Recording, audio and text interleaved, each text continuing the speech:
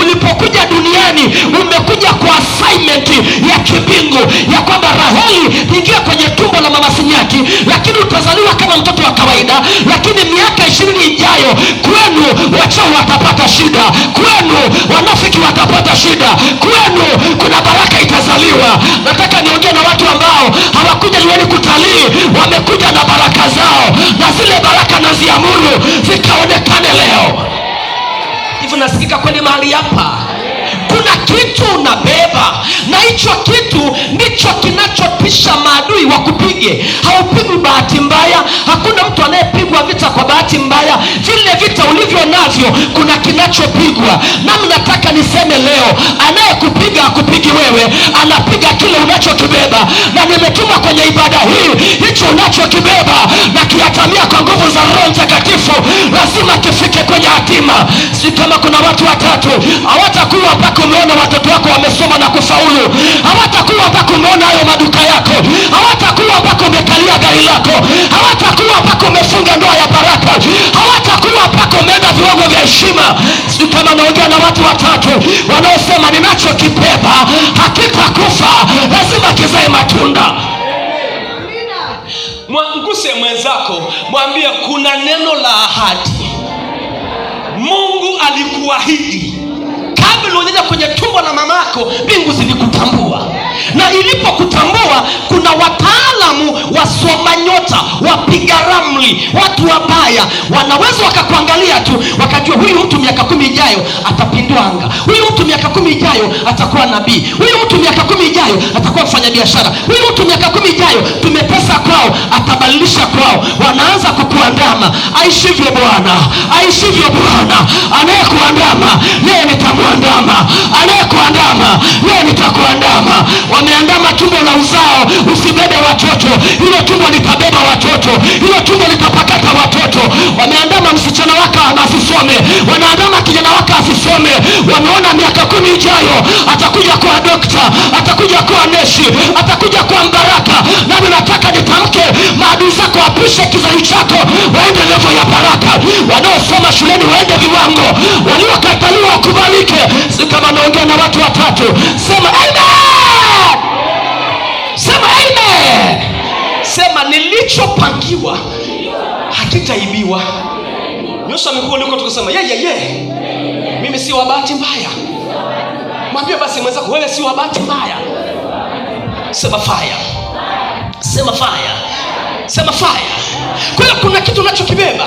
Pia ujue upande wa pili, wakiona kitu ndani yako, nao wanaachilia maneno yao, na ile roho ya kuzimu inafuatilia neno, kutekeleza neno la kwao. Kwa huyo mtu hakikisheni hiki alichoahidiwa au anachokibeba hakitazaliwa, ili sisi tumfaidi, maana anachokibeba inaweza kutudhuru mbeleni. Hakikisheni anakuwa mgonjwa, anakuwa tasa, anakuwa masikini, anakuwa fukara, kwa njia yote. Mapepo ambazo ndizo wanashikilia agano wanapewa neno. Shetani akishaona ya kwamba mtoto uliyemzaa anakwenda kuwa lecturer, anakwenda kuwa doctor, anakwenda kuwa tajiri, anakwenda kufuta aibu ya familia, shetani atakachofanya, anajua huyo mtoto ana process, lazima apite kwenye mikono ya mama, lazima azaliwe, lazima aanze chekechea, lazima apite shule, aende kwenye viwango, lazima kila anachokibeba kitapaliliwa kwenye mikono ya wazazi, kitapaliliwa kwenye maombi. Sasa shetani akishaona,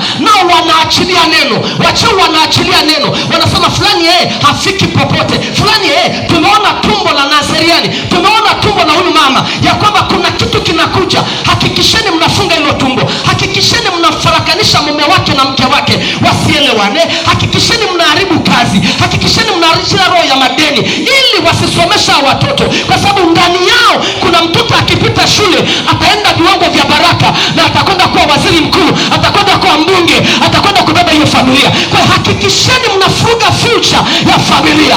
Nimetumwa na Bwana, maneno waliotamka kwenye kizazi cha mamako, kwenye familia yako, nimetumwa nitamke neno, wasambaratike moja baada ya mwingine. Sema wasambaratike moja baada ya mwingine. Sema wasambaratike. Kwa hiyo upande wa pili, wakishaona ni mfanyabiashara mkubwa, nao wanaachilia neno, haribuni, achieni madeni, haribikiwe, adaiwe. Nataka nifute kila neno walionena upande wa pili. Sijui kama nataka nifute kila neno walionena upande wa pili. Watakupiga na mikosi, watatega ajali, watatega mikosi. Unashangaa tu unaumwa, unajiuliza naumwaje? Hakuna mwenye majibu. Kumbe wameona kinachoenda kutokea.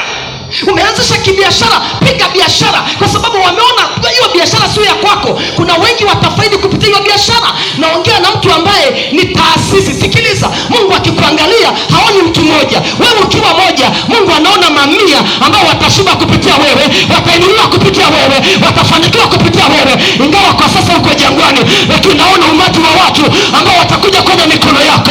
Utawashauri, utawatia moyo, utawabeba. Sema amen. Sema amen.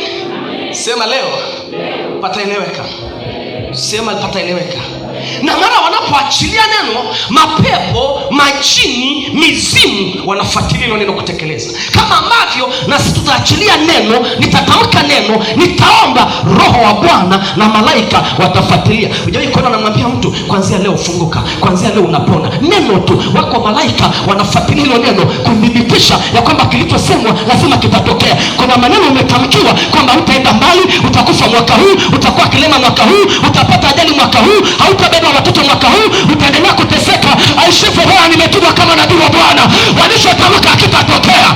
Walichotamka hakitatokea. Nguvu za Roho Mtakatifu. Unaweza ukawa na nguvu, usiwe na nguvu za Roho Mtakatifu. Ni sawa na kuwa na mzazi alafu ufaidi baraka yule mzazi. Kuna tofauti ya kuwa na mzazi na kufaidi baraka zake. Unaweza ukawa na Mungu usifaidi baraka za huyo Mungu. Ukasikia wengine wanaponywa, wewe uponywe. Ukasikia wengine wanainuliwa, wewe uinuliwe. Mwambie mwenzako, leo nataka nifaidi baraka za Mungu wangu. Una imani jamani? Una imani jamani? Una imani jamani? Sema kuna neno la ahadi liko juu yako. Unachokibeba. Zaburi 105 msema mtakeni Bwana nguvu zake. Kuna mtu mmoja aliniambia anaye bosi, lakini huyo bosi ni mkorofi. Na huyo bosi anisaidie. Nikaja kufuatilia. Huyo bosi anayemlaumu yeye, wengi wamefaidi. Unaweza ukawa kwenye madhabahu ya Mungu au ukawa na nguvu za Roho Mtakatifu, usifaidi huyo Mungu. Mwingine akatoka anasema nimemwona Mungu, wewe ukatoka unasema sijamuona Mungu. Ni vitu viwili tofauti. Tofauti yake ni nini? Jinsi unavyotembea na Mungu wa hiyo madhabahu. Ukitembea na Mungu wa madhabahu vizuri, wewe na uhakika lazima ataonekana. So sema amina. So sema basi amina. Wangapi wako tayari kupokea neno la ahadi? Sema amina basi. Malaika inabidi amfundishe Maria kuwa nguvu za Roho Mtakatifu zitakujilia juu yako na atakufunika ili hicho unachokibeba hakitauawa au kuibiwa, kwani tayari una maadui watakayopinga jambo hili au neno la ahadi aliahidi Mungu hili. Kwa hiyo kinawekewa ulinzi. Lakini Maria, utakapokotaliwa na ukakutana na vita, kumbuka neno ambalo nimesema, na wewe usije ukaacha kutafuta uso wa Mungu na kumkumbusha Mungu, ili utakapokuwa unapitia uwe jasiri, kwani upenyo upo. Malaika anamwambia hakuna neno gumu lisilowezekana kwa Mungu. Maria alipokea neno hilo, maana yake akaamini, ndipo malaika anaondoka kupeleka majibu kuwa message imepokelewa. Leo nataka nikwambie, kama unaamini ahadi ya Mungu iko ndani yako, na kama unaamini wewe si wa bahati mbaya, na kama unaamini hujazaliwa kwa bahati mbaya, na umepokea ninachokuambia, nataka nitamke malaika warudishe message mbinguni ya kwamba Raheli amekubali ana kitu anachokibeba, na kwa sababu amekubali anachokibeba, Biblia inasema ametukubalia ili tumtumie. Nataka niite upako wa Roho Mtakatifu ipite juu ya kila moja ili anachokibeba kilindwe. Amen. Sema anachokibeba kitalindwa. Mguse basi mwenzako, mwambie unachokibeba kitalindwa. Sema sifingo. Sema nainuka. Sema basi sema nainuka.